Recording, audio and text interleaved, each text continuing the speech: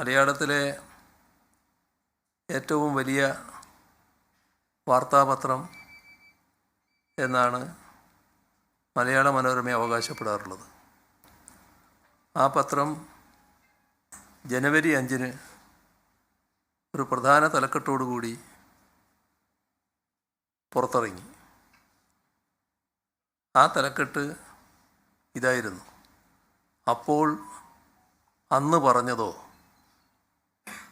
ഇത് അതിദാരിദ്ര്യമുക്തമായ കേരളം അങ്ങനെ ആയില്ലെന്നും വ്യാപകമായ വിമർശനങ്ങൾക്ക് പിന്നാലെ സർക്കാർ പുതിയ പദ്ധതിയായി വരുന്നുവെന്നുമാണ് മനോരമയുടെ പുതിയ കണ്ടെത്തൽ. ഇക്കഴിഞ്ഞ നവംബർ 1 കേരളത്തെ അതിദാരിദ്ര്യമുക്തമായി പ്രഖ്യാപിച്ച അതേ വേദിയിൽ പതിനായിരക്കണക്കിന് ജനങ്ങളെ സാക്ഷിയാക്കി 2 ചടങ്ങുകളാണ് നടത്തിയത്. ഒന്ന്, അതിദാരിദ്ര്യ നിർമ്മാർജ്ജന പദ്ധതിയുടെ റിപ്പോർട്ട് പ്രകാശനം. 2, EPEP 2.0, അതായത് അതിദാരിദ്ര്യ നിർമ്മാർജ്ജന പദ്ധതിയുടെ 2ാം ഘട്ടം, പദ്ധതി രേഖയുടെ പ്രകാശനം. ആ ചടങ്ങ് അന്ന് ലോകം മുഴുവൻ കണ്ടതാണ്. പദ്ധതി പ്രഖ്യാപനവും ആ ഘട്ടത്തിൽ നടക്കുകയുണ്ടായി. അത് കഴിഞ്ഞ് 63 ദിവസം പിന്നിട്ടു. അപ്പോഴാണ് പുതിയൊരു കണ്ടുപിടുത്തമായി മലയാള മനോരമ ഇത് അവതരിപ്പിച്ചത്.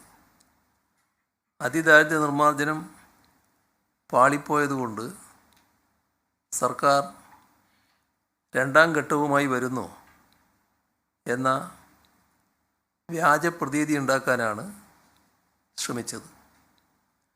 2022 64,006 അതിദരിദ്ര കുടുംബങ്ങളുടെ പട്ടിക കേരളത്തിലെ തദ്ദേശ സ്വയംഭരണ സ്ഥാപനങ്ങൾ തയ്യാറാക്കിയത്. അവരെ ഈ 64,006 കുടുംബങ്ങളെ 3 വർഷം നീണ്ട പ്രവർത്തനത്തിലൂടെ അതിദാരിദ്ര്യത്തിൽ നിന്ന് മുക്തമാക്കുകയായിരുന്നു. അതിന് കൃത്യമായ മൈക്രോ പ്ലാൻ തന്നെ ഉണ്ടായിരുന്നു. 2022 ശേഷം പുതുതായി ആരെങ്കിലും ആ അവസ്ഥയിലേക്ക് പോയിട്ടുണ്ടോ എന്ന് കണ്ടെത്തി അവരെ മോചിപ്പിക്കാനാണ് 2ാം ഘട്ടം. അതോടൊപ്പം ഇപ്പോൾ അതിദാരിദ്ര്യത്തിൽ നിന്ന് മുക്തരായ ഒരു കുടുംബവും പഴയ അവസ്ഥയിലേക്ക് മടങ്ങിപ്പോകില്ലെന്ന് ഉറപ്പാക്കാനുമാണ് EPEP 2.0. ഇതൊരു തുടർച്ചയായ പ്രക്രിയയാണ്. കഴിഞ്ഞ ആഴ്ചത്തെ പത്രസമ്മേളനത്തിലും ഈ കാര്യം എടുത്തു പറഞ്ഞിരുന്നു. പുതിയ ജനപ്രതിനിധികളെ അഭിനന്ദിക്കുമ്പോൾ അതിദാരിദ്ര്യ നിർമ്മാർജ്ജനത്തിൻ്റെ സുസ്ഥിര പ്രവർത്തനങ്ങൾ ഏറ്റെടുക്കേണ്ടതിൻ്റെ പ്രാധാന്യമാണ് ഓർമ്മിപ്പിച്ചത്. പുതുതായി തിരഞ്ഞെടുക്കപ്പെട്ട ഗ്രാമപഞ്ചായത്ത് പ്രസിഡന്റുമാരുമായി തദ്ദേശ സ്വയംഭരണ വകുപ്പ് മന്ത്രി സംവദിക്കുകയുണ്ടായി.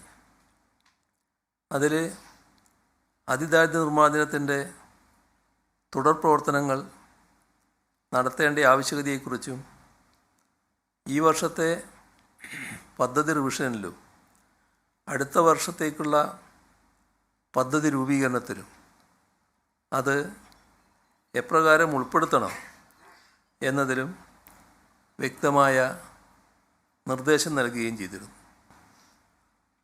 ഇത് കാണിക്കുന്നത് വളരെ കൃത്യതയോടെയും സുതാര്യതയോടെയും നടപ്പാക്കുന്ന, നാടിനാകെ അഭിമാനം പകരുന്ന ഒരു പദ്ധതിയാണിത്.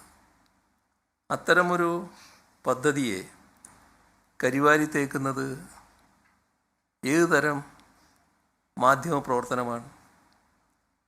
അതിനായി വ്യാജ വാർത്തകൾ ചമക്കുന്നവരുടെ ലക്ഷ്യം എന്താണ്?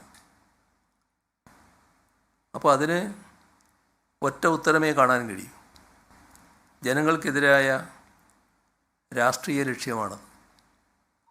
അതേ മാനസികാവസ്ഥ തന്നെയാണ് വെനിസ്വേലയെ ആക്രമിച്ച് പ്രസിഡന്റിനെ തട്ടിക്കൊണ്ടുപോയ അമേരിക്കൻ ഭീകരതയെ സ്വാഭാവികവൽക്കരിക്കാനും പ്രേരണയാകുന്നത്. അത് നാം തിരിച്ചറിയേണ്ടതുണ്ട്. ഇത്തരം മറച്ചുപിടിക്കലും വ്യാജ പ്രതീതി നിർമ്മാണവും എല്ലാ രംഗത്തുമുണ്ട്. ലോകത്തെവിടെയായാലും ഏത് സമയത്തും 24 വാർത്തകളും ഓഗ്മെന്റഡ് റിയാലിറ്റി പാക്കേജുകളും എക്സ്പ്ലെയിനറുകളും വിശദമായി കാണാൻ ഞങ്ങളുടെ യൂട്യൂബ് ചാനൽ നിങ്ങൾക്ക് സബ്സ്ക്രൈബ് ചെയ്യാം.